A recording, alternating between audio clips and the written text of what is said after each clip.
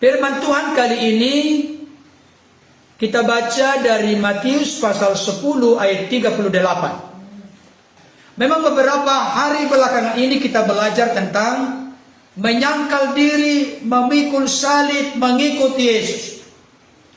Kenapa hal ini perlu kita ulang-ulang, diwartakan, disampaikan, diberitakan kepada kita, supaya masing-masing kita benar-benar berakar di dalam Yesus, bertumbuh di dalam Yesus, bahkan dibangun di atas Kristus.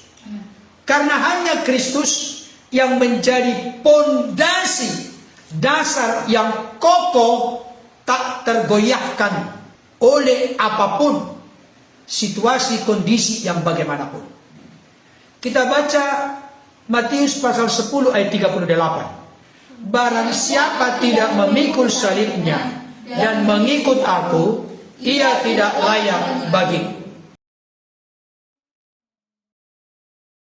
Ibu bapak yang terkasih dalam nama Tuhan dimanapun berada, yang berbahagia adalah setiap kita yang mendengar firman Tuhan dan yang memelihara dalam hidup kita hari lepas hari.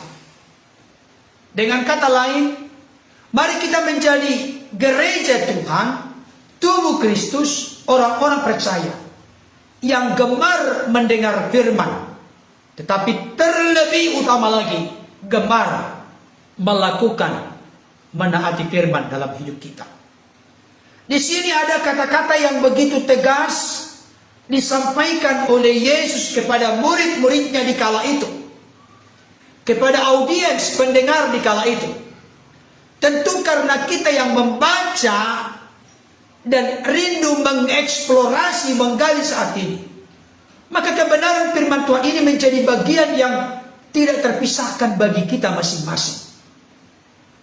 Yesus berkata, barang siapa, kata barang siapa, ini tentunya tidak dibatasi oleh suku, ras, golongan, usia, jenis kelamin, tua, muda, besar, kecil. Barang siapa saja tidak memikul salibnya dan mengikut aku, ia tidak layak bagiku. Di sini ada kata-kata tidak layak bagi Kristus, tidak layak bagi Yesus. Kalau tidak layak bagi Yesus berarti tidak berkenan kepada Yesus. Kalau tidak berkenan kepada Yesus, maka ini juga bisa diidentikan dengan ayat firman Tuhan yang lain yang berkata, bukan setiap orang yang berseru-seru kepadaku, Tuhan, Tuhan, akan masuk ke dalam kerajaan sorga, melainkan mereka yang melakukan kehendak Bapakku yang di sorga. Tapi ada orang-orang yang mengaku, Tuhan, bukankah kami bernubuat demi namamu? Bukankah kami mengusir setan demi namamu? Bukankah kami melakukan mujizat demi namamu? Tapi Yesus berkata, enyahlah daripadaku, hai sekalian pembuat kejahatan, aku tidak mengenal kamu. Orang yang tidak layak bagi Yesus berarti tidak berkenan kepada Yesus, berarti juga tidak dikenal oleh Yesus. Saya yakin dan percaya Bapak Ibu Saudara bersama dengan saya, bersama dengan keluarga di sini, kita mau menjadi pribadi yang layak di hadapan Yesus. Kita mau menjadi pribadi yang berkenan kepada Yesus. Kita mau menjadi pribadi yang dikenal oleh Yesus. Kata dikenal di situ memakai kata ginosko. Ginosko artinya mengerti, mengenal melalui sebuah pengalaman. Berarti kita dikenal oleh Yesus, artinya kita dinikmati oleh Yesus, kita dicicipi oleh Yesus, hidup kita berbau harum bagi Yesus. Lewat ketundukan kita, ketaatan kita, pengabdian kita, lewat kesediaan kita memikul salib dan mengikut Yesus.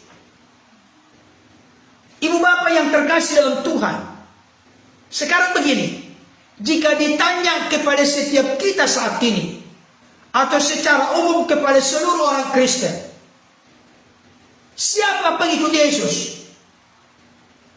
Maka semuanya akan Yesus. Saudara dikasih Tuhan, menurut pemahaman banyak orang, mengikuti Yesus sedangkan semiskin karena pergi ke gereja setiap hari Minggu. Saya kasih tahu pergi ke gereja setiap hari Minggu itu bagus. Tapi kalau takaran, ukuran, standar, kriteria yang kita buat, kita menjadi pengikut Yesus yang benar, pengikut Yesus yang murni, pengikut Yesus yang sejati. Tidak cukup hanya sedangkan kita pergi ke gereja. Ketika kita di gereja, bagaimana sikap hati kita? Apakah terbuka, memiliki kerinduan yang mendalam untuk bersekutu dengan Tuhan melalui pujian, pengagungan, penyembahan, atau melalui firman Tuhan yang diwartakan, diberitakan kepada kita? Atau jangan-jangan sebagai seorang pemuda misalnya, atau pemudi, datang ke gereja bukan untuk menikmati firman, tapi untuk menemukan gebetan. Motivasi ke gereja supaya mendapatkan jodoh. Saya katakan itu tidak salah. Lebih bagus ketemu dengan sesama gereja, sesama orang percaya, sesama seiman. Tapi motivasi kita yang utama apa? Motivasi kita yang utama adalah kita mau memberikan korban syukur, puji-pujian, penyembahan, pengagungan yang terbaik, setulus, seikhlas, sesungguh hati kita. Roh dan jiwa kita lapar dan haus, rindu akan kebenaran firman Tuhan. Kita izinkan, kita nantikan Tuhan berbicara apa maksud, apa tujuan, apa keinginan, apa kehendaknya bagi hidup kita. Saudara dikasih Tuhan, ada lagi yang berkata, aku pengikut Yesus karena aku sudah dibaptis, karena aku memakai nama-nama tambahan, apalagi dari Alkitab. Pak Pendeta, aku pengikut Yesus karena namaku adalah Matius, Markus, Lukas, Yohanes, Maria Magdalena, Daniel, Petrus, Yakobus, Yonatan, Hizkia, Yosia, Yeremia, nama-nama Alkitab semua. Saudaraku yang dikasihi Tuhan, dengarkan baik kalimat ini. Pernah saya diberikan Tuhan kesempatan melalui sesama rekan hamba Tuhan untuk melayani di penjara. Dengarkan baik. Saya melayani di penjara.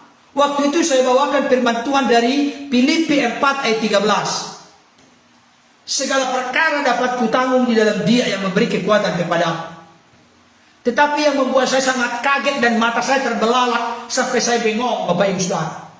Ketika mau masuk, sebelum masuk ke tempat ruangan ibadah yang disiapkan di lembaga permasyarakatan tersebut, di penjara itu, saya melihat daftar-daftar nama di sana orang-orang Kristen. Mengerikan, Bapak Saudara. Paulus, Yakobus, Yohanes, Lukas, Maria. Bayangkan nama-namanya, nama-nama Alkitab semua. Tapi masuk penjara. Tapi kita berdoa kerinduannya. Mereka masuk penjara, mereka mendapatkan mutiara kebenaran, sehingga mereka sadar dan bertobat, berbalik mempersembahkan hidup kepada Tuhan. Amin. Saudara dikasihi Tuhan, nama menjadi nama-nama Kristen dari Alkitab, namanya Alkitabiah. Pertanyaan saya, apakah sifat, watak, karakter, kelakuan kita Alkitabiah? Itu yang menentukan kualitas kita. Itu yang menentukan standar kriteria kita, apakah layak bagi Yesus, apakah berkenan kepada Yesus, apakah dikenal oleh Yesus. Ada juga yang memberikan kriteria. Pak Pendeta, jangan salah tanya, saya murid Yesus, saya mengikut Yesus karena KTP-ku Kristen. Jangan lupa, hati-hati Bapak Ibu Saudara. KTP itu kepanjangannya, tahu nggak KTP? Kartu tanda penduduk, tapi dalam konteks ulasan kita saat ini bukan kartu tanda penduduk. Kristen tanpa pertobatan.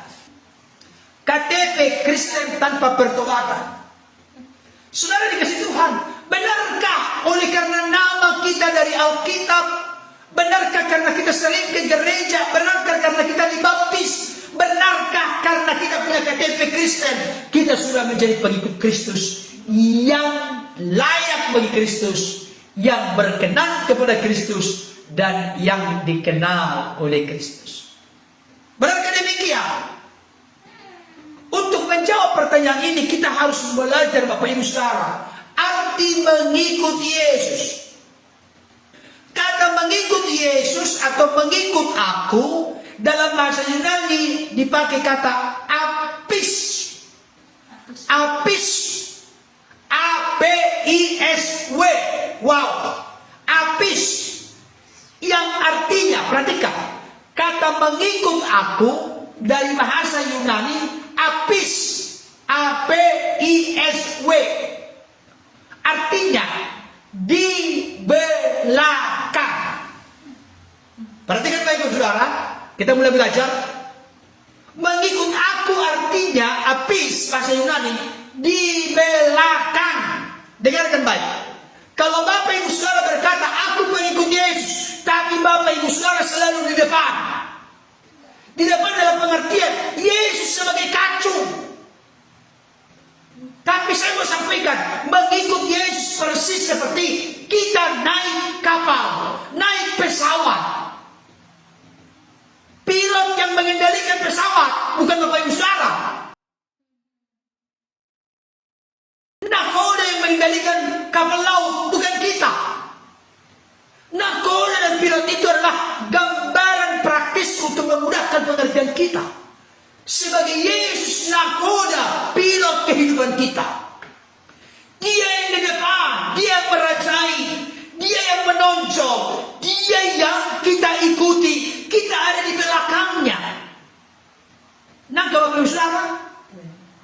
Kalau ada di antara Bapak Ibu Saudara saat ini berkata, Pak Pendeta, aku pengikut Yesus, tapi Bapak Ibu Saudara yang mengatur hidup Bapak Ibu Saudara, saya kasih tahu, itu tidak benar. Itu bukan pengikut Yesus, tetapi Yesus pengikutnya, itu yang benar. Berbeda pengikut Yesus dengan Yesus pengikut kita.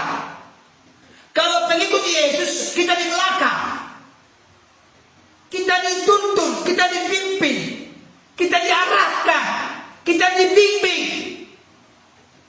Posisi kita di belakang Bapak Ibu Saudara. Yesus di depan. Saudara dikasih Tuhan, ada pernah peristiwa dalam Alkitab. Yesus dan murid-murid, mereka mau bertolak ke seberang. Yesus berkata, marilah kita bertolak ke seberang. Yesus karena sudah penat sepanjang hari melayani, menyembuhkan, mengajar, maka Yesus pun tidur di buritan kapal.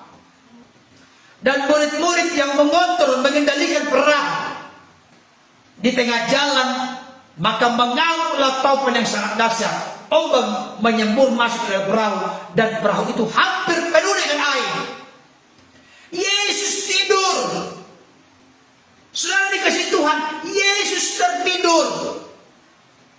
Murid-murid yang mengontrol, mengendalikan, murid-murid yang menjadi nakoda, yang menuntun mereka ke seberang. Tapi coba perhatikan ilustrasi itu. Mereka berupaya mengatasi masalah dengan pengalaman mereka, dengan kecerdasan mereka, dengan pengertian mereka, dengan pengetahuan mereka. Tapi mereka akhirnya tidak mampu mengendalikan situasi. Karena taupan yang sangat dahsyat, ombak menyembur masuk ke dalam perahu, perahu hampir penuh dengan air. Artinya murid-murid dalam keadaan yang panik, takut, cemas, nyawa mereka terancam. Dan mereka pun segera membangunkan Yesus. Guru, engkau tidak peduli kalau kita binasa. Dengarkan baik. Mereka berupaya mengendalikan perahu ini sehingga sampai ke tujuan. Tapi mereka terhalang. Mereka tidak berdaya. Tapi ketika mereka tidak berdaya, mereka tidak lupa membangunkan Yesus. Maka Yesus pun langsung berkata, hai danau, tenanglah, hai angin, redalah. Perhatikan baik.